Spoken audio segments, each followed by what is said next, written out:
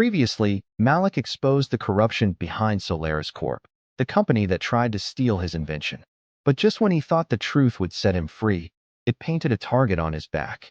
His mentor, Dr. Reed, was kidnapped, and Malik just received an email with a chilling photo.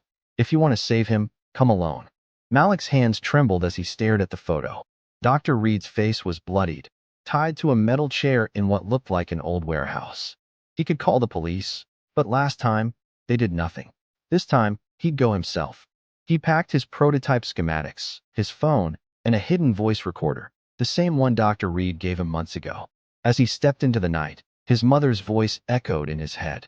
Malik, your gift can change lives, but don't lose yourself trying to prove your worth. He whispered to himself, I'm not losing him. Not again. It was just past midnight when he arrived. The warehouse stood silent on the city's edge, windows shattered, the air thick with smoke. He moved quietly, every step echoing through the dark. Then a voice. You came alone. From the shadows stepped Mr. Harlan, the teacher who once laughed at him. But his tone wasn't mocking anymore. It was cold, controlled. You should have sold your design when you had the chance, Malik. Behind him, two men dragged Dr. Reed into view, still alive, barely conscious.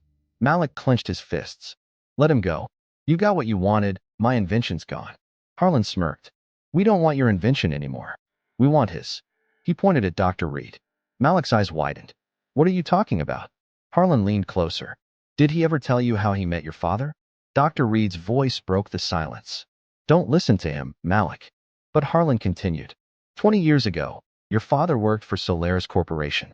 He designed the first prototype for the same energy tech you invented. Malik froze. That's impossible. My dad died in a car accident. Harlan chuckled. That's what they told you. He pulled out an old folder and tossed it on the ground. Inside were photos, his father in a lab coat, standing beside men in Solaris uniforms, and a younger Dr. Reed. They were partners, Harlan said, until your father threatened to expose what Solaris was doing, using unstable solar compounds that caused lethal radiation leaks. Malik's throat tightened. You're lying. But Dr. Reed's silence said everything.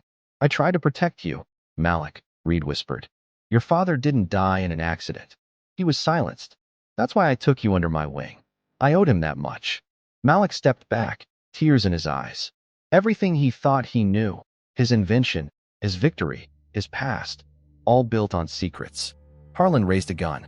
Touching story, but sentiment doesn't pay bills. Solaris wants the original compound formula, and they think your father left it with you. Malik shook his head. I don't have it. Then you'd better find it, Harlan said, cocking the gun. Because your mentor's time is running out. Just then, a loud crash. A side door burst open, and Layla Cruz, the journalist presumed missing, appeared, holding a camera and a stun gun. Drop it, Harlan. It's over. I've been streaming everything live. The thugs panicked. Harlan fired a shot. It missed. Chaos erupted. Layla grabbed Malik's arm, dragging him behind a crate. Dr. Reed collapsed nearby. We need to go, she shouted. They ran through a side exit as sirens wailed in the distance. Harlan's voice echoed behind them. You think you can expose Solaris? You have no idea who you're fighting. Hours later, Malik sat in Layla's car, staring at the folder she'd grabbed before escaping. Inside were company documents, encrypted drives, and a birth certificate. It had his father's name, but under mother's name, it didn't say his mom's. It said, Dr. Evelyn Reed. Malik's heart dropped. Dr. Reed, he's not just my mentor, is he? Layla looked away. I didn't want to tell you until I was sure. He's your biological father, Malik.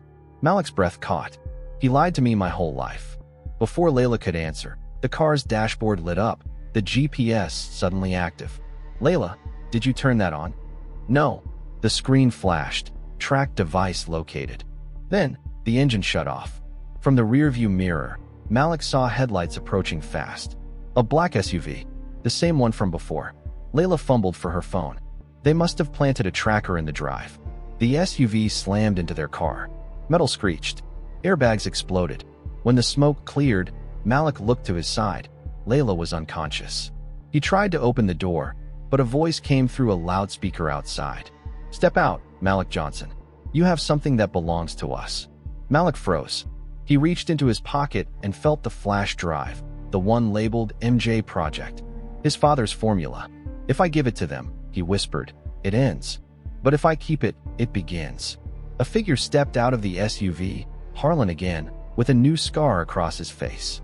This is your last chance, kid. Malik glared back through the shattered glass. You'll have to take it from me. Harlan smiled faintly. That's the plan. Then, a gunshot. The screen cuts to black. Malik's ears rang. Smoke filled the car.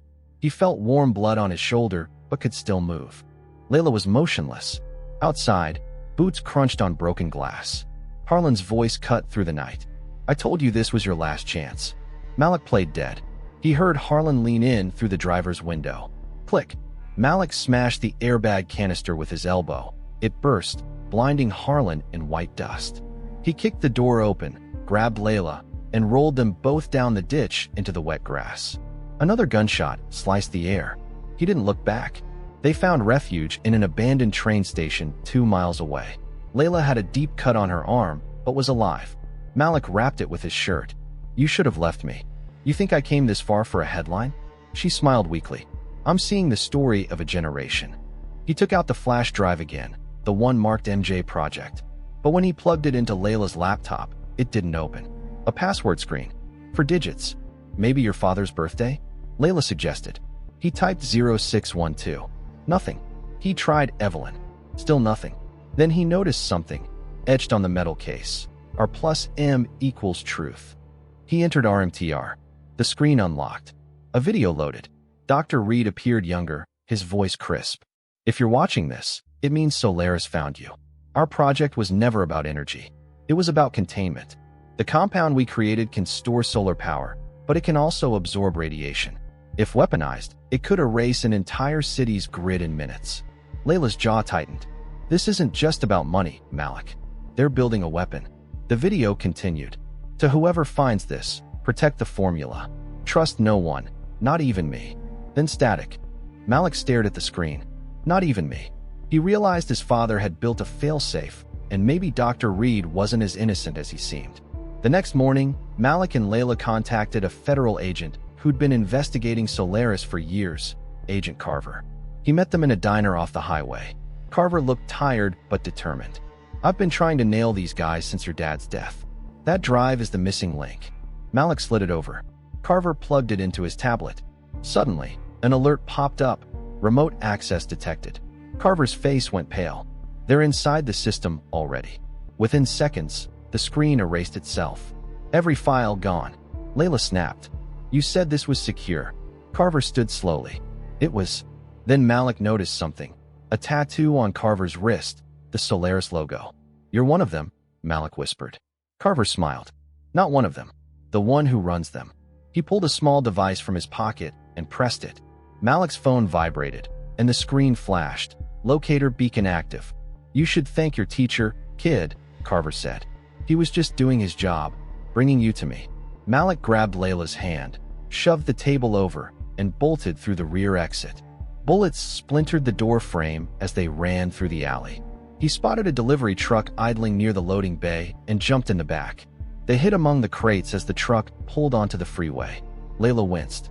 We can't keep running. Then we don't, Malik said. We fight back.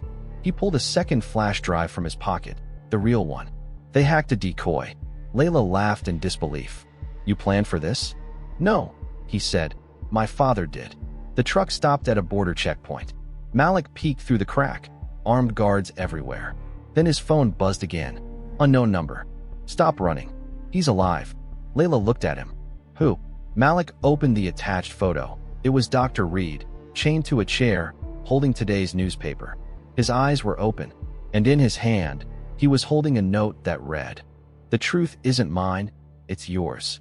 Before Malik could speak, another text appeared. Meet us at Black Hollow facility, alone.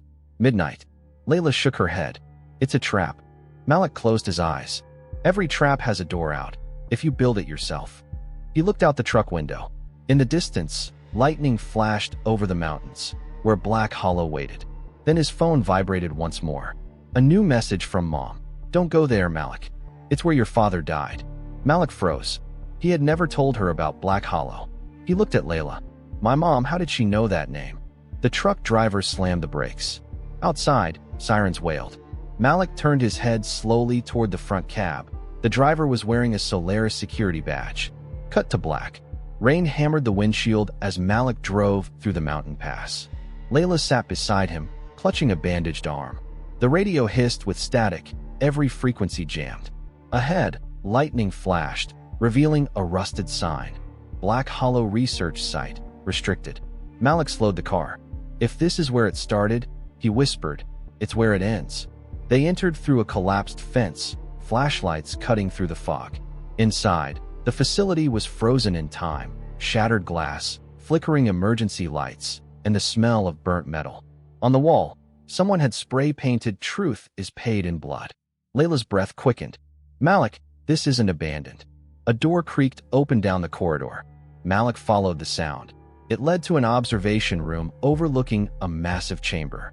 In the center stood a glowing containment pod, pulsing with amber light. And inside, a figure moved. Malik rushed forward, wiping the glass. Dad, Dr. Reed turned slowly, eyes sunken but alive. You shouldn't have come here. Layla gasped. You're alive. Alive isn't the same as free, he said. He pressed his hand to the glass. They used me to perfect the compound. When I refused to weaponize it, they locked me here. But someone kept feeding them my data. He looked down. Your mother. Malik stepped back, stunned. No, she's the reason I even. She worked for Solaris long before you were born. His father interrupted. She was their genetic engineer. The experiment wasn't the compound, it was you. Malik's pulse pounded in his ears. What do you mean, me? Dr. Reed's voice cracked. We needed a host who could safely generate and store the compound's energy. Every other subject failed. But when your mother was pregnant, the formula fused with your DNA. Layla staggered back. You're saying he is the power source. The lights around them flickered. Malik's hands began to glow faintly gold. That's why they've been tracking you, Reed said. You're the prototype. They can't build the weapon without your blood. A mechanical alarm blared. Armed guards flooded the corridor, Carver at the front. Step away from the chamber, he shouted. Dr. Reed slammed a lever. The pod doors hissed open. Run, Malik. But Malik didn't move. If I run, they'll just keep chasing. I end it here. He reached for the containment console and placed his palm on the control pad. Energy surged up his arm, glowing veins spreading to his neck. Carver's eyes widened. He's activating the failsafe. Stop him. Bullets tore through the glass, but the energy absorbed them midair, melting them before they reached him. The light engulfed the room, then vanished. Smoke cleared. The guards were gone, vaporized. Layla coughed, looking around. Malik stood in the center, unharmed, eyes burning bright. Dr. Reed lay motionless, his chest rising weakly. Dad, it's over, Malik said. No, Reed whispered. It's just beginning. They'll come for you now, all of them.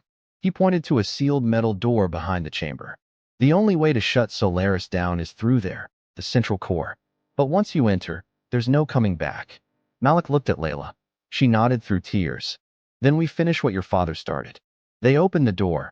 Inside was a tunnel lit by blue light, leading to a colossal reactor humming with energy. As Malik stepped closer, the lights flickered again.